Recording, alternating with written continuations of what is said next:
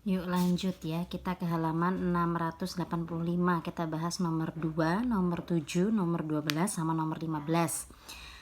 Ya, nomor 2. Seorang ayah sangat menginginkan anaknya melanjutkan kuliah di Fakultas Kedokteran, tetapi si anak berkeinginan untuk menjadi seorang sosiolog. Akhirnya orang tua mau memahami keinginan anak dan mendukungnya. Pola asuh tersebut bersifat A. Represif, B. Otoritatif, C. Persuasif, D. Preventif, E. Partisipatif. Oke, kita bahas ya nomor 2. Kita lihat di sini ada kamus cantik. Ya. Nah, ada represif, otoritatif, persuasif, preventif, partisipatif. Kita lihat represif itu hukuman. Contohnya, kalau nilai jelek, uang jajan dikurangin. Itu contoh pola sosialisasi. Jadi kelima hal ini namanya pola nggak ada di sini udah ada.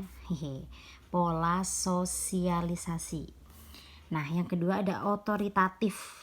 Itu satu pola sosialisasi dimana definisinya itu satu keputusan egois. Jadi orang tua atau anak itu nggak mau mendengarkan pendapat dari pihak yang lain. Itu namanya otoritatif.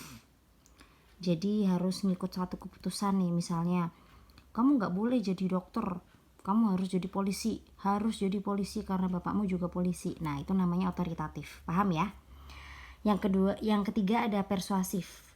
Jelas-jelas nama persuasif itu ajakan. Contohnya, ayo stay at home aja, nongkrongnya ntar aja setelah coronanya hilang. Itu ajakan. Preventif itu pencegahan. Contohnya, pakai masker dan bawa antiseptik kemana-mana agar tidak tertular corona. Ingat, preventif itu pencegahan. Kenapa sih Bu kok dikit-dikit corona? Ya karena sekarang ini yang lagi trending topik corona di mana-mana. Terus yang kelima ada partisipatif ya. Partisipatif itu berarti partisipasi. Di dalamnya itu ada diskusi, ada kesepakatan berbagai pihak, ada rasa dukungan dan dihargai. Contoh, misalnya pembicaraan anak dan orang tua. Aku nggak mau jadi polisi, aku maunya jadi pengusaha aja. Terus orang tuanya bilang, silahkan nak, asal jangan lupa belajar. Gitu deh, paham ya? Kalau belum jelas bisa tanya ke ibu lagi, bisa japri. Kita lanjut ke nomor 7. Ya, nomor 7. Berdasarkan contoh di atas yang merupakan contoh bentuk penyimpangan sekunder. Nah, jadi penyimpangan itu ada penyimpangan sekunder, ada penyimpangan primer. Ada juga penyimpangan positif sama penyimpangan negatif. Kita lihat ke catatan. Oke. Sekunder itu berulang. Penyimpangan sekunder itu berulang, bisa terus-menerus dan tidak bisa ditoleransi. Kasusnya berat. Contoh, warga Jakarta yang mudik ke Kediri, ayo loh, kondisi kayak gini dia mudik, kan nggak boleh, lockdown, stay at home. Nah, lalu yang primer kita lihat sementara. Primer itu sementara, ringan dan bisa ditoleransi. Contoh, mabuk saat party. Saat party kan nggak everyday, nggak tiap hari, jadi bisa ditoleransi. Ikut balapan liar, kalau udah kecelakaan biasanya mampus, kapok dia ikut kayak gini. Nah, kalau penyimpangan positif, ada penyimpangan positif ada negatif ya. Yang positif itu contohnya pergeseran peran. Wanita kerja sebagai driver ojek online atau jadi satpam. Nah, yang laki-laki jadi chef, jadi penjahit. Memang ada pergeseran peran, tapi di sini ke penyimpangan positif. Penyimpangan negatif jelas semuanya juga tahu ya, ada kenakalan remaja, kriminalitas, penyimpangan seksual dan sebagainya. Oke, paham ya di sini penyimpangan sekunder, primer, positif dan negatif.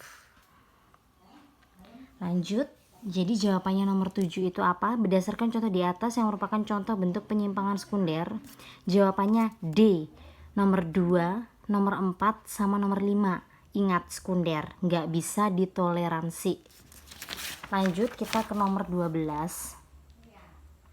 yang merupakan contoh penyimpangan primer. Ingat, primer berarti bisa ditoleransi, sekunder nggak bisa ditoleransi. Oke guys, jawaban nomor 12 itu A, 1, 2, 3. seorang perempuan bekerja sebagai supir kendaraan berat, ini kan termasuk penyimpangan positif. Jadi dia masuk ke primer. Terus nomor 2, perempuan pulang malam karena kerja di swalayan. Ingat ya, karena kerja di swalayan, bukan karena menjajakan diri sebagai PSK, karena itu masuknya kriminalitas. Dan nomor 3, Indah terlambat datang sekolah. Iyalah, terlambat kan gak mungkin tiap hari, ya kali aja tiap hari, ntar dipanggil BK. Oke, lanjut ke nomor 15. Ingat, dilihat primer sekundernya. Nomor 15 primer juga. Contoh konkret perilaku menyimpang primer. Jawabannya yang E. Dahulu Dimas anak yang sangat taat ibadah, sekarang kegiatannya hanya hura-hura aja. Kenapa yang E? Karena pilihan A, B, C, D itu nggak bisa ditoleransi ya. Oke.